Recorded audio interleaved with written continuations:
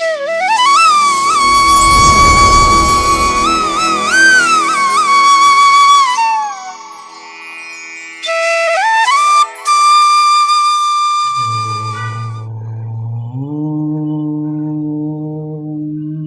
సమర్థ సద్గురు సాయినాథ్ మహారాజ్ కీ జై.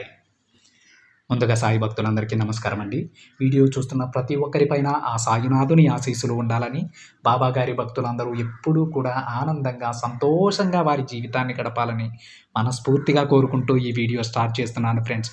ఈరోజు వీడియోలో బాబా గారు మన మనసులో ఉన్నటువంటి కొన్ని సందేహాలకి సమాధానం చెప్పబోతున్నారండి. ఈ సందేశంలో బాబా గారు ఏమంటున్నారంటే, బిడ్డ, నీ మనసుకి నచ్చిన కబురు ఇది, విని ప్రశాంతంగా నిద్రించు తల్లి అని బాబాగారు. ప్రతిరోజు కూడా మనం బాబాగారిని ఏదో ఒక కోరిక కోరుతూ ఉంటామండి. అలాంటి వారందరికీ కూడా మనసులో ఒక సందేహం ఉండొచ్చు. బాబాగారిని ఒకవేళ ఇలా అడుగుతూ ఉండొచ్చు మీరు, బాబా, నిజంగా నువ్వు నా బాధని చూస్తున్నావా? నేను అనుభవిస్తున్న ఈ నరకమైన జీవితం నీకు కనిపిస్తుందా తండ్రి? అసలు నేను ఉన్న పరిస్థితిని నువ్వు చూస్తున్నావా? నేనున్నానని అసలు నీకు గుర్తుందా తండ్రి? లేదా అన్నీ తెలిసి కూడా చూస్తూ కూర్చున్నావా? ఏంటి తండ్రి నాకు ఈ బాధలు? కనీసం నా గురించి నేను సొంత నిర్ణయాలు కూడా తీసుకోలేకుండా పోయిందే. సరేలే అని నేను ఎంత కష్టం చేస్తున్నా దానికి తగిన గుర్తింపు కూడా లేదు. అన్యాయంగా నన్నందరూ మోసం చేస్తున్నారు.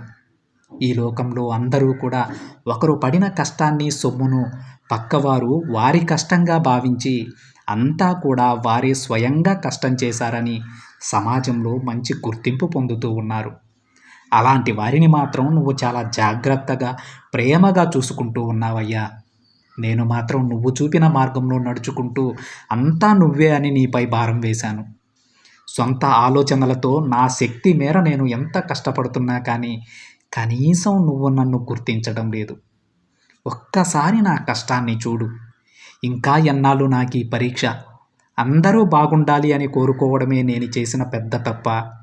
కానీ వారిలో కొందరు కష్టం చేసిన వారు ఉంటే మరికొందరు మాత్రం వేరొకరి కష్టాన్ని తమ కష్టంగా భావించేవారున్నారు. నువ్వు కూడా అలాంటి వారితోనే ఉన్నావయ్యా. మరి నా బాధను ఎప్పుడు అర్థం చేసుకుంటావు తండ్రి అని నువ్వు నన్ను అడుగుతున్నావు కదా అని బాబాగారు అంటూ ఉన్నారండి. దానికి సమాధానంగా బాబాగారు ఏం చెప్తున్నారంటే, అయితే తల్లి, దానికి సమాధానం చెప్తాను విను. బిడ్డ, ఇప్పుడు నువ్వు పడుతున్న కష్టం చూసి బాధపడుతున్నావు కదా, కానీ ఆ కష్టం తాత్కాలికం అని గుర్తించుకో. ఎప్పటికైనా కూడా నీతి నిజాయితీని నమ్ముతూ కష్టంతో జీవించే వారికి తప్పకుండా విజయం లభిస్తుంది. నేను ఈ విషయం నీకు ఎన్నోసార్లు చెప్పాను కదా. బిడ్డ, ఒక్క విషయం గుర్తుపెట్టుకో. నీ కష్టానికి తగ్గ విజయం ఒక్కసారి నిన్ను వరించింది అంటే అది ఎప్పుడూ కూడా శాశ్వతంగా ఉంటుంది. మరి అలాంటి శాశ్వతమైన విజయాన్ని నువ్వు పొందాలంటే కొంత సమయం తప్పకుండా వేచి చూడాల్సిందే అమ్మా. ఆ తరువాత నువ్వు కోరుకున్న విజయంతో ముందుకు నువ్వు అడుగు వేస్తావు. ఇక అప్పటి నుంచి నీ కష్టాలు, నీ కన్నీరు అంతా కూడా తుడుచుకుని పోతాయి. నేను నీ బాధని చూడటం లేదు, నీ కష్టాన్ని గుర్తించడం లేదు అని ఎందుకు తల్లి భ్రమపడుతున్నావు? నువ్వు అలా అనుకోవడం కూడా నీ మూర్ఖత్వమే అవుతుంది బిడ్డ. నువ్వొక విషయం చెప్పు. నా సహకారం లేకుండానే నువ్వు ఇప్పటి వరకు ఇన్ని బాధలను ఎదుర్కొన్నావా చెప్పు తల్లి. కొంతమంది వేరొకరి కష్టాన్ని వారి కష్టంగా చెప్పుకొని లాభం పొందుతున్నారని నువ్వే అన్నావు కదా. అలాంటి వారి గురించి అస్సలు ఆలోచించకు. అలా ఆలోచించి నీ సమయాన్ని కూడా వృధా చేసుకుంటున్నావు. నువ్వు వారి గురించి కాకుండా నీ లక్ష్యంపై దృష్టి పెట్టు. అప్పుడు నీ జీవితం ఎంతో అందంగా ఉంటుంది. అలా ఉండేలా నేను చేస్తాను బిడ్డ. నువ్వు కోరుకున్న ప్రతి ఒక్కటి కూడా విజయవంతం అవ్వాలని నేను నిన్ను ఆశీర్వదిస్తున్నాను. ఇక ఆనందంగా ఉండు. నా మాటలు అర్థమయ్యాయా తల్లి? ఎట్టి పరిస్థితుల్లోనూ నిన్ను కష్టపెట్టే వాళ్ళ గురించి నువ్వు ఆలోచించకు.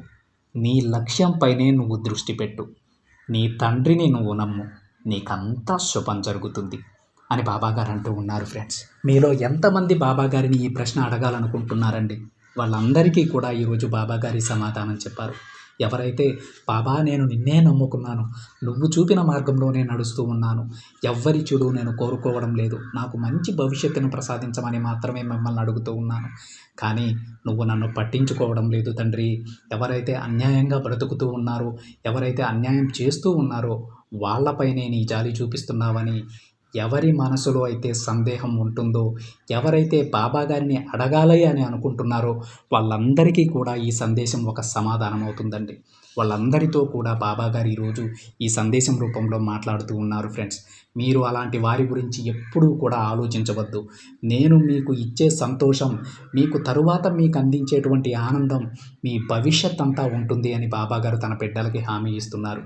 అలాగే బాబా గారు ఈ విధంగా అంటూ ఉన్నారండి, మీ కష్టాలు శాశ్వతం కాదని మీరు గుర్తించుకోండి. ఎవరైతే అన్యాయం చేసి మీ ముందు చాలా సంతోషంగా బ్రతుకుతూ ఉన్నారో ఆ సంతోషం కూడా వాళ్ళకి శాశ్వతం కాదని గుర్తించుకోండి. మీరు నిజాయితీగా బ్రతికే నా బిడ్డలు మీకు ఇచ్చే ఆనందం మీ భవిష్యత్ అంతా ఉండేలా చూసుకునే బాధ్యత నాది అని తన బిడ్డలందరికీ బాబా గారు హామీ ఇస్తూ ఉన్నారు ఫ్రెండ్స్. ఏ బిడ్డలైతే ఈరోజు వరకు దుఃఖంతో కుమిలిపోతూ ఉన్నారో వాళ్ళందరికీ కూడా బాబా గారు చెప్తూ ఉన్నారండి, మీరు ప్రశాంతంగా ఉండండి, ఆనందంగా ఉండండి.